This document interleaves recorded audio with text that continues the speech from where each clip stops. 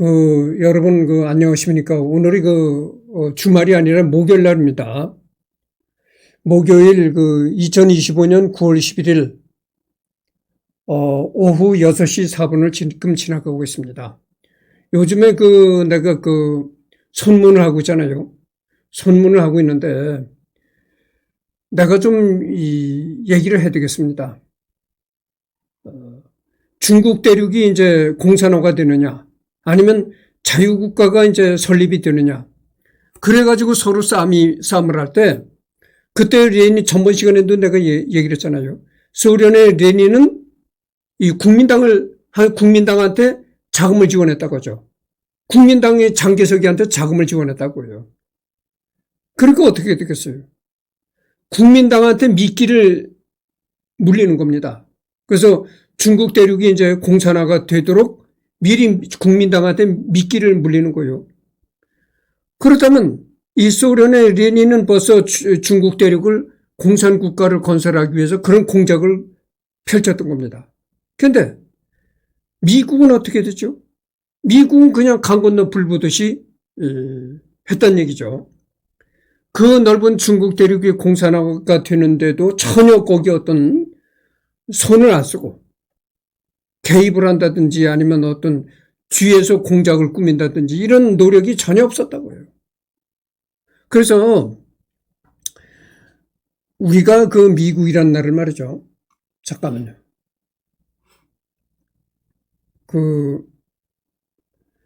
우리는 대한민국은 미국 때문에 적화 공산화가 안 된 나라죠. 그러니까 대한민국으로서는 미국이 크나큰 은인임에는 틀림없습니다. 은혜를 입은 나라죠. 그렇지만 이 지나간 행태를, 미국의 행태를 이렇게 보면은 미국이 아주 소극적입니다. 아주 소극적이고 결정적인 데 가서는 이렇게 발을 빼는 그런 행태를 보여요. 언제나. 그리고 뒷북치기. 소 잃고 외양간 고치는 꼭 그런 격으로 나옵니다. 지금 그렇잖아요. 트럼프가 지금 중국과의 무역에서 어마어마한 관세를 물리고, 고율의 관세를 물리고, 또 중국을 지금 자꾸 중국이 자꾸 커나니까 경제적으로 커나는 중국을 꺾으려고 자꾸 하잖아요. 왜 그러느냐? 애초에 중국 대륙이 공산화가 되지 않게 그때 장개석이를 적극적으로 지원하고 나섰더라면은 오늘날 중국 대륙이 공산국가가 안 되는 겁니다. 그러면 왜 그때 미국이 손을 놓고 강 건너 불 보듯이 구경만 하고 있었는가? 이런 문제예요. 여러분 그렇잖아요. 그래서 이제 김일성이가 이제 6.25 한국전쟁을 김일성이 일으켰잖아요. 김일성이가 이제 대한민국을 남침하려고 가만히 생각해 보니까 대한민국은 너무나 이제 무기도 형편없고 국방력이 형편없더라 이거죠. 북한에 비해서 형편없고. 그런데다가 만약에 남한을 쳤다가 미국이 개입하면 어떻게 될까? 이것도 아마 계산했으리라고 생각해요. 이 김일성이 그렇잖아요, 여러분들. 김일성이도 이승만이처럼 공부는 많이 못했다 하더라도 그 정도 그래도 김일성이도 북한을 이끄는 리더인데 그래도 국가를 이끄는 리더가 그런 생각을 못했겠어요. 만약에 내가 대한민국을 쳤다가 미국이 적극적으로 개입하고 나면 어떻게 되겠는가? 이거를 생각 안 할 수는 김일성이 바보가 아니잖아요. 김일성이도 막말로 김일성이가 마적질했다 어쩌다 해도 어쨌든 그래도 김일성이도 똑똑한 놈이다 이거야. 똑똑한이니까 그래도 북한을 통솔하는 리더가 됐을 거 아닙니까? 그러니까 똑똑한 김일성이 왜 그걸 생각을 못했겠어요? 이건 김일성이가 판단할 때는 남침을 해도 미국이 개입 안 할 것이라고 생각을 했던 거예요. 그래서 남침을 한 겁니다. 왜 미국이 개입 안 할 것이라고 김일성이 생각했냐면은, 첫째는 그 6.25가 일어나기 얼마 전에 미 국무장관 애치슨이라는 미 국무장관이 그런 말을 했어요. 대한민국은 미국의 방어선에서 제외시킨다. 이런 말을 했습니다. 그걸 이제 애치슨 망언이라고 한다잖아요. 애치슨이가 미 국무장관 애치슨이가 그런 말을 했습니다. 대한민국은 미국의 방어선에서 제외시킨다 그랬어요. 그러니까 대한민국에서 어떤 불상사가 생겨도 절대 우리는 개입하지 않겠다. 이런 걸 천명한 겁니다. 아주 세상에 공표한 거예요. 그러니까 왜 김일성이가 그걸 모르겠어요. 국제정세를 빠삭이 알지. 그래서 그게 또 김일성이한테 이제 오판을 준 거고, 또 한 가지 뭐냐면 김일성이가 그랬다는 거예요. 미국이 절대 개입 안 한다. 봐라. 중공이란 그 큰 대륙이 공산화가 돼 가는데도 미국은 절대 강 건너 불 보듯이 구경만 했다. 절대 개입 안 했다. 그런데 그렇게 큰 대륙이 공산화가 되는데도 절대 손을 안 쓰고 개입을 안 한 미국이 손바닥만한 대한민국을 쳐봐야 그걸 미국이 개입하겠는가. 김일성이 그랬다는 거예요. 그렇게 생각을 해서 김일성이 이제 6.25 남침을 일으킨 겁니다. 그렇잖아요.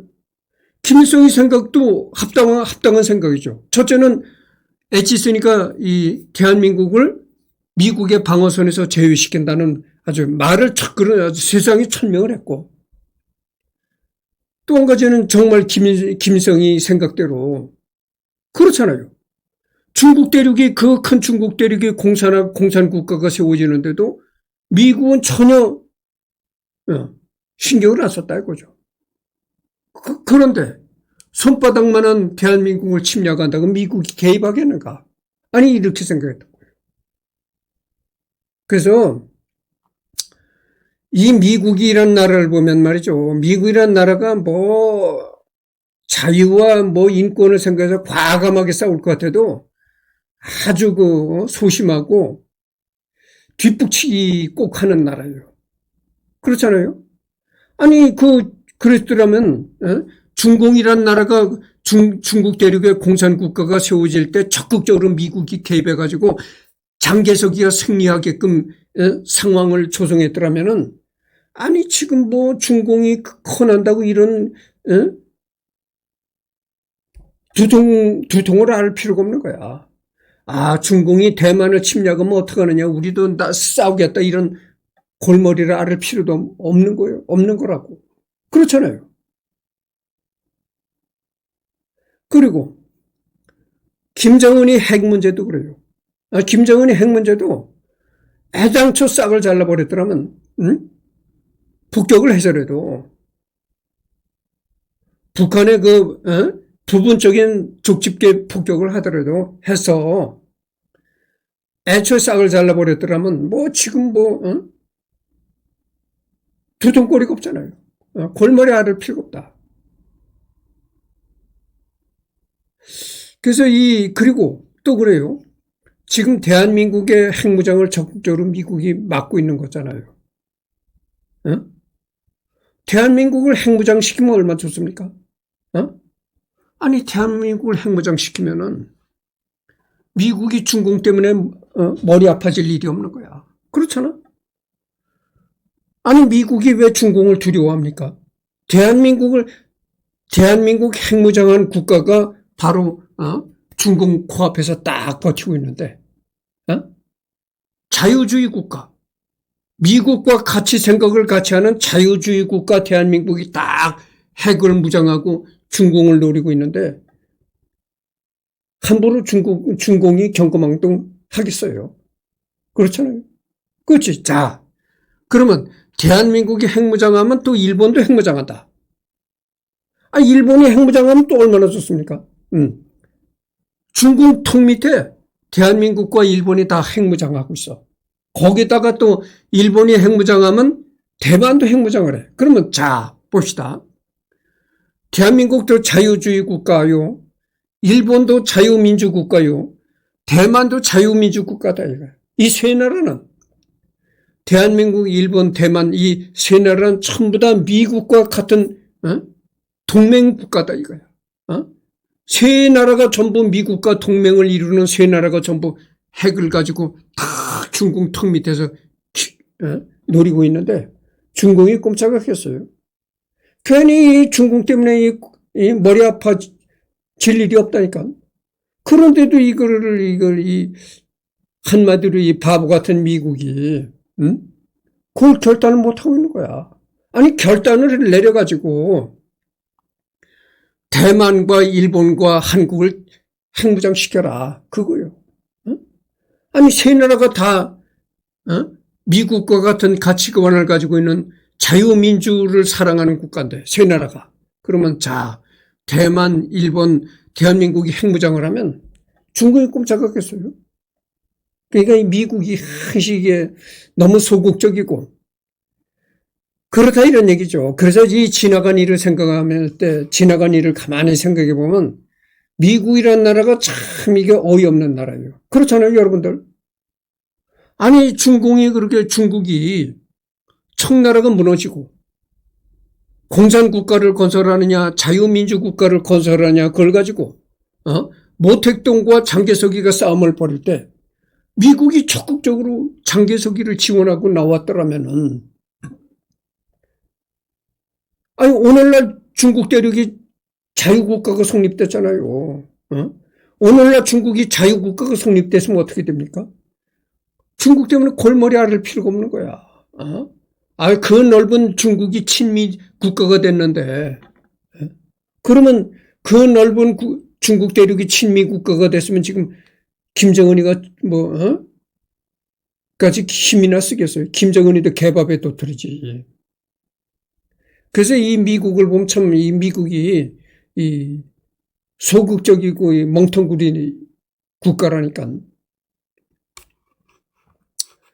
이제 너무나 열을 올렸는데 선문을 읽어보도록 합시다. 여기를 할 차례입니다. 인민복의 기본격인 중산복을 만든 사람이기도 하다. 이게 이제 인민복이라는 겁니다. 이게 이제 모택동이도 인민복을 입고 장개석이도 인민복을 입어요.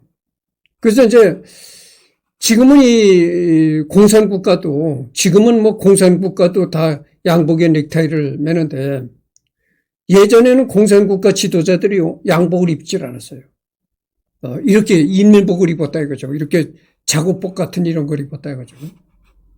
흔히 인민복은 중국 본토에서만 입는다고 알려져 있는데 순원이 유럽의 사냥복에서 영감을 얻었다는 설과 일본에 거주할 당시 가쿠란의 영향을 받아서 우리도 저런 실용적인 옷이 있으면 좋겠다 싶어서 만들어낸 것이라는 얘기가 있다. 이 옷이 훗날 재봉 방식의 변화에 따라 인민복과 국민복으로 나뉘게 된다.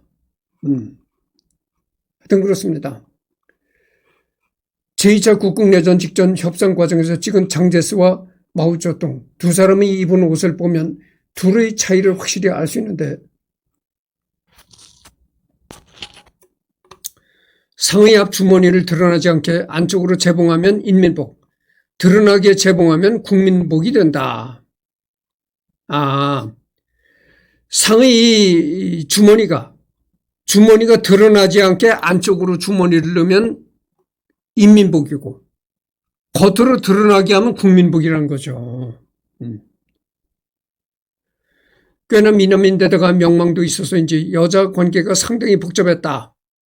첫 아내는 19살 때 결혼한 류무전으로 순호는 그녀와의 사이에서 아들 순코와 딸 순얀, 순완을 두었다. 순원이 결혼하거나 첩으로 두었던 다른 여인들은 전부 신식교육을 받거나 혁명투쟁을 가지한 여성들이었으나 류무전은 교육도 제대로 받지 못했고 전적으로 한 전통적인 중국 여인이었기에 순원이 정치적 동지도 될 수 없었다. 전족. 여러분들 전족이라는 얘기 들어보셨을 것입니다. 옛날에 말이죠. 옛날에 이 중국에서는 이렇게 여자가 그러니까 성장기에 성장기 여자들을 아주 작은 신발을 이렇게 신깁니다.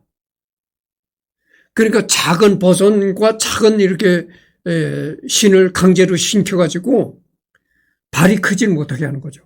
이걸 전족이라고 하는 겁니다. 보세요. 아주 굉장히 작은 신발을 이렇게 신겨가지고 발이 크질 못하게 하는 겁니다. 이걸 전족이라고 하죠. 그래서 옛날 그 중국 여자들은 이 전족을 한 여자들은 이 걸음을 제대로 못 걷는다는 거예요. 발이 너무 작아가지고. 그래서 이 뒤우뚱 이렇게 걷는다는 거죠. 도망을 못 가게 하기 위해서 그랬다는, 이 전족을 시켰다는 겁니다. 그러니까 여자들이 얼마나 권할 때 박해를 받았는가를 알 수가 있습니다. 그렇게 중국에서는 여자를 박해했다고 볼 수가 있죠. 전적으로 한 전통적인 중국 여인이었기에 순원이 정치적 동지도 될 수 없었다. 그래서 이 순원은 여자들한테 인기가 많았다는 거예요. 그래서 순원을 좋아하는 여자들이 많았었는데, 그래서 순원은 중국 발음으로 순원이고 우리나라 한자 발음으로는 손문이죠. 이 손문이 5번이나 장가를 갔습니다. 5번이나 이제 결혼을 했거든. 그러니까 생각을 해보세요. 5번이나 결혼을 했으니까 얼마나 자식을 많이 낳겠는가. 근데 제일 첫 번에 처음으로 결혼했던 여자는 이 전적으로 한 여자고 교육도 많이 받지를 못했다는 거죠. 그래서 이제 처음으로 결혼했던 여자는 순원의 정치적 동지가 될 수 없었다. 이런 얘기입니다. 둘은 1915년 9월에 이혼했다. 이후 남편과는 전혀 왕래가 없었으며 루시는 마카오에서 여생을 마쳤다. 1915년 결혼한 두 번째 아내인 숭칭링은 그의 절친한 친구이자 사상적 동지였던 숭자수의 딸이었으며 순원의 비서였다. 그러니까 이제 첫 번째 여자는 정말 중국의 전통적인 여자였는데 이혼하고, 그 다음에는 이혼하고 마카오에 가서 살았다는 거예요. 그런데 두 번째 아내인 숭칭링은 첫 번째 아내와는 달리 교육도 많이 받고, 그래서 이제 선문의 정치적 사상적 동지였다. 이런 얘기입니다. 그리고 이 손문의 비서 역할을 했다는 거예요. 손문의 비서 역할을 했는데 이제 손문이 첫 번째 부인이 죽고 나서 자기 비서하고 이제 결혼한 거죠. 숭자수는 찰리 송이라는 미국식 이름이 유명하다. 중국어판 성경을 팔아서 떼돈을 번 후 정치활동, 혁명사업에 투신했다. 즉 순원과 숭칭링의 아버지는 친구 사이, 고로 그와 그녀의 사이는 부녀뻘로 나이 차이는 무려 26세 차이. 이 때문인지 현재 타이완에서는 순원이 진정 로리콘이 아니었겠는가 하는 평가도 있고 그의 패러디 동인지도 있다.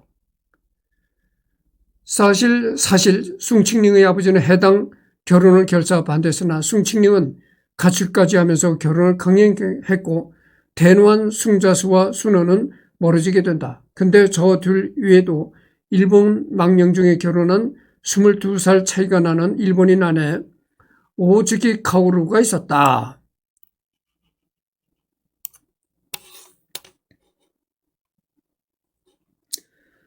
그러니까 이제 세 번째 아내인 오츠키 카오루는 일본 여자인데, 이 손문이 일본에 망명할 때 그때 이제 좋아한 여자란 거죠. 1903년 결혼 후 1906년 아이를 낳은 그의 순원은 제대로 된 관계 정리 없이 떠나버렸다. 생물 연도를 보면 알겠지만 15살 된 소녀와 결혼해서 18살 때 임신시키고 살상 버렸다. 둘 사이의 딸인 미야가와 후미코가 있으며 그의 손자는 2020년까지 일본에서 살다가 사망했다. 그러니까 2020년까지 이제 손문의 손자가 2020년까지 일본에서 살다가 사망했다고 하니까 최근까지 살다가 이제 사망했네요. 그의 첩이 둘 더 있었는데 특히 첩 중 한 명인 천주 이퍼는 말이 첩이지 사실상 20년 넘게 순원과 살았던 실질적 본격격으로 단순히 순원의 여인이기만 한 게 아니라 혁명군을 위해 밥이나 빨래를 해주는 등 착실한 뒷바라지를 해주던 혁명 동지이기도 했다. 이 때문에 순원의 동지들도 조광지처인 루무저는 물론이요 사실상 본부인이나 다름없던 천주 이펀을 안타까워하며 순원과 숭칭령의 결혼식에 가지 않은 경우도 있었다고 한다.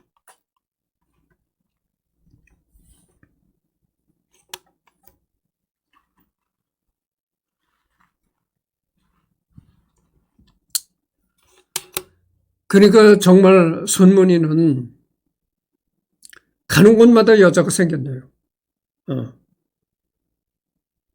그래서 일본에 가서 일본에 망명할 때 또 일본 여자를 좋아했는데 그때 일본 여자는 불과 15살 소녀였다고 하죠.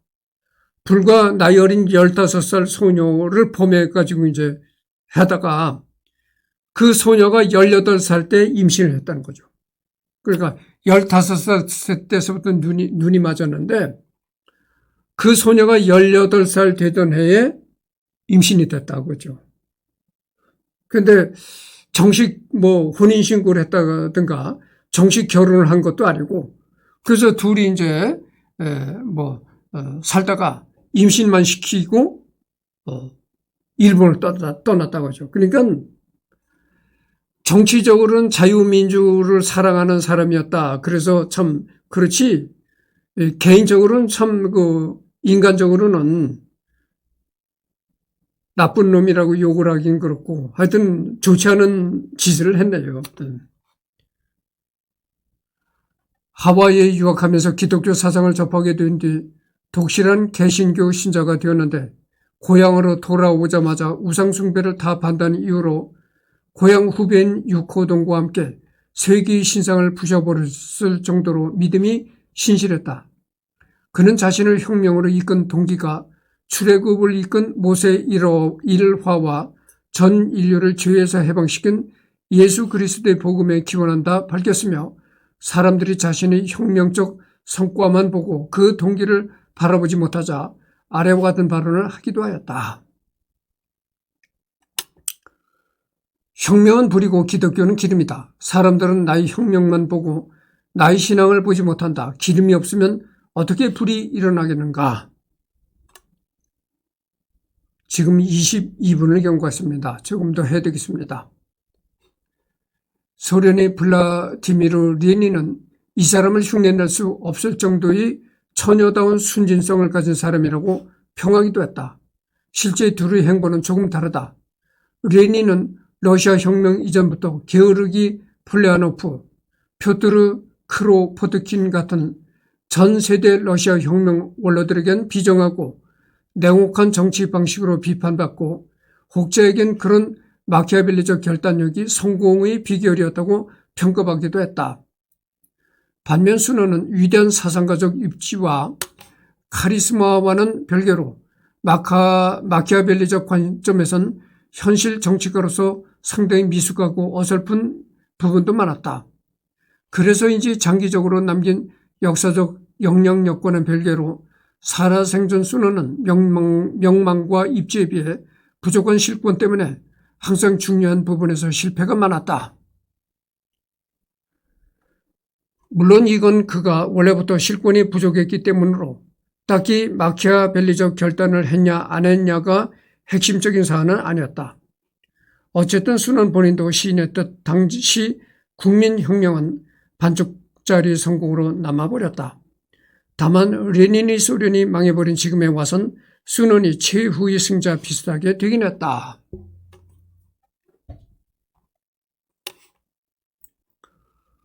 냉소적인 관점에서 보면 당시 순원은 이상을 떠들었지만 현실은 중국 내 군벌이나 국민당 내 기회주의자 야심가 혹은 일본, 서양, 소련, 나중에 공산당 같은 속이 시커먼 세력들에게 그분 위대한 분이지 라는 식으로 립 서비스만 실컷 받고 막상 자기들 야망 채울 용도로 이용당했다고도 볼 수 있다. 일본은 훗날 중일전쟁 당시 일제가 설치한 괴뢰 정부도 어쨌든 이름은 중화민국 임시정부였다는 점이 보여주듯 제국주의적 야욕과는 별개로 일본에서 순원에 대한 평가 자체는 민관 양쪽에서 의례 높았다. 그때 당시 중화민국 임시정부는 괴뢰 정부였다는 거죠. 일본이 그때 중국도 일본이 완전히 일본 손아귀에 들어가다시피 했잖아요. 그래서 이 중화민국 임시정부라는 그런 정부는 괴뢰 정부였다는 거죠. 일본 손아귀에서 놀아나는 그런 정부였다는 거죠. 오히려 일본 극우파들이 순원이 일본 유학 중 받은 영향을 엄청나게 과장하며 그가 일본 제국주의에 대해 보인 경계심은 애써 무시하고 1차원적이고 무비판적인 일봉이었던 양 왜곡하려고 들 정도였다. 물론 현실적으로는 한쪽이 일방적으로 이용당하는 건 없고 당대 순원은 자기에게 부족하던 실권을 상대 측은 순원의 명망을 보고 서로 이용했고 이후 순원의 명분론적 입장이 밑세대로 갈수록 지지를 받아 오늘에 이르러선 진짜 존경심으로 우러났다고 보는 게 좀 더 정확할 것이다. 이런 냉소적인 관점에서 보더라도 어쨌든 서로 이해관계나 목적이 확연하게 다른 여러 세력 중 청황실 복벽주의자 같은 소수만 빼곤 전부 표면적으로나마 순원을 긍정적으로 또는 더 나아가 극찬했고 결국 오늘날 와서는 서로 대립하던 국민당, 공산당 양쪽에서 모두 인정하는 중화권의 통합적 상징위인으로 거듭났다는 것만으로도 대단한 업적이다.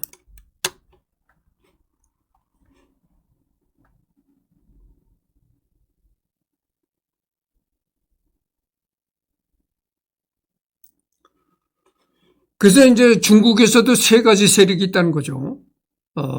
그때 당시 이제 청나라가 무너지고 중국에서 세 가지 세력이 있었는데 첫째는 이 복고 세력. 그러니까 청나라의 왕정이 이제 복원이 되어야 된다. 왕정이 복원이 되어야 된다고 주장하는 세력. 그 다음에 이 손문과 같은 자유민주 국가를 세워야 된다는 그렇게 주장하는 세력. 또 하나는 이제 모택동과 같이 공산국가를 세워야 된다는 세력. 이렇게 세 가지 세력이 있었다는 거죠. 여러분, 우리나라 있잖아요. 조선 왕조가 다시 이제 조선 왕조를 복원이 돼야 한다. 이렇게 또 주장하는 세력이 있더라고. 많은 세력이, 숫자가 많은 사람들이 아니지만 소수 사람들이 또 그런 주장을 하는 사람들이 있더라고요. 그래서 조선시대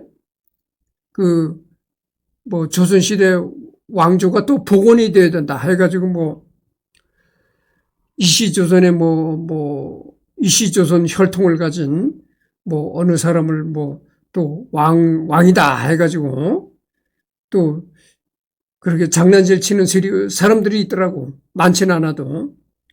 생각해 보세요. 지금이 어느 때인데, 대한민국이라는 나라가 엄연히 이제 현대적인 국가가 잘 운영이 되고, 또 해마다 대통령을 국민이 뽑고, 이래서 이 대한민국이라는 정부가 잘 이렇게 운영이 되고 굴러가는데, 웬 또 복고, 왕정복귀를 왜 떠드는지 몰라. 하여튼, 그런 사람들도 정신적으로 제대로 된 사람들이 아니라고 난 봅니다. 그렇잖아요. 문화대 혁명 시절 순원이 광둥 정부 시절 거주한 광저우의 사저와 난징의 중산릉 역시 홍위병들에게 파괴당할 뻔했는데 당시 관리인인 마오쩌둥이 순원을 찬양한 시를 읊어주면서 마오 주석이 가장 존경하는 분이 사저를 박살낸다고 라는 식으로 대들자 홍위병들이 물러갔다고 한다.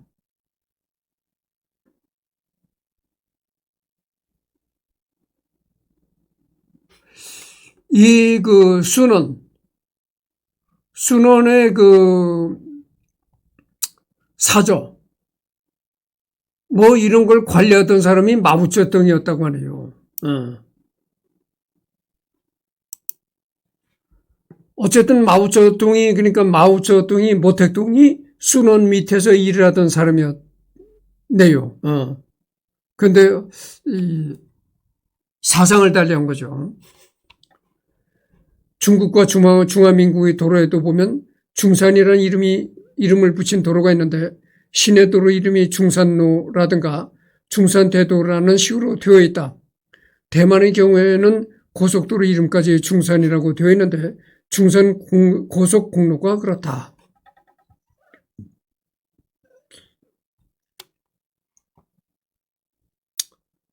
중일전쟁 당시 중화민국 해군이 운용한 건포트 충산함과 중화민국이 건조한 자국함인 경순양함, 이시에는 순원의 호를 붙인 함선들이었는데 이시에는 장인전투에서 좌초당해 일본군에게 노획되어 아타다라는 이름으로 개명당한 채로 일본군 해군에 편제되어 연습함으로 운영되었고 중산은 우한 전투에서 격침당했다.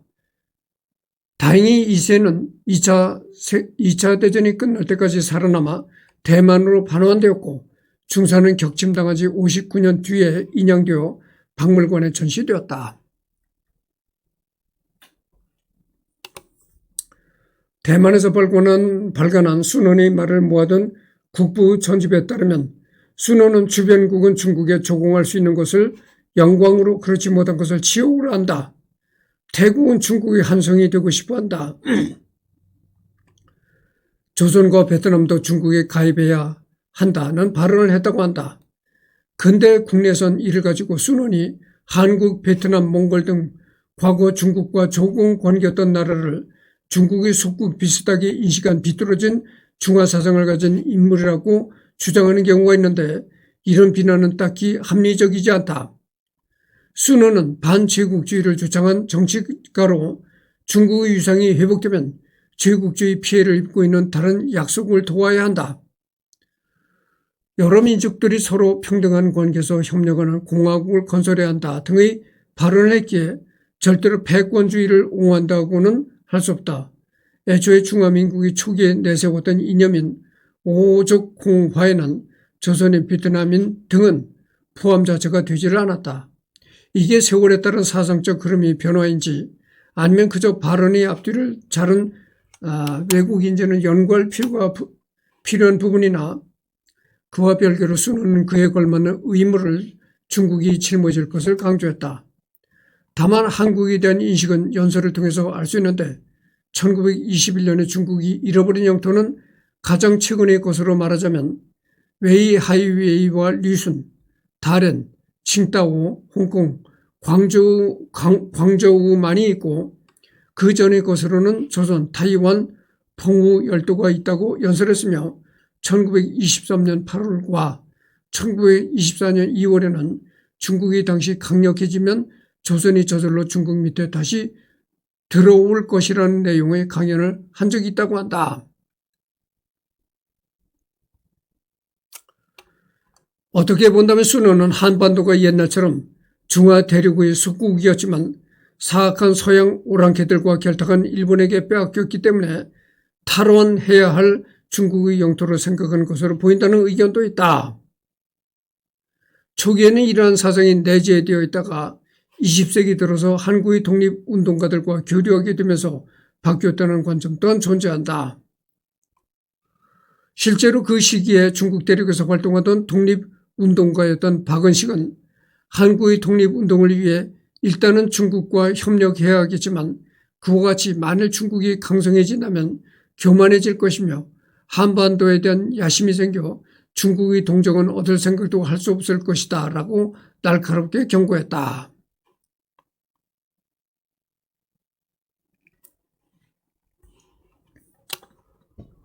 이 박은식이가 주장한 것도 일리가 있는 얘기입니다. 이 박은식이도 역사학자죠. 중공 당국에서 추진 중인 남수 북조 사업을 제안하였다. 순원의 탄생일은 11월 12일은 대만에서 국부 탄생 기념일이라는 이름의 기념일이다. 원래는 공휴일이었으나 지금은 평일로 전환된 상태. 여담으로 이날은 중화 문화 부흥절이기도 한데 중국 본토의 문화 대혁명에 대항하여 장제스가 장제스 정부가 벌인 중화문화 부흥운동의 일환으로 순원의 생일을 중화문화 부흥절로 정했기 때문이다.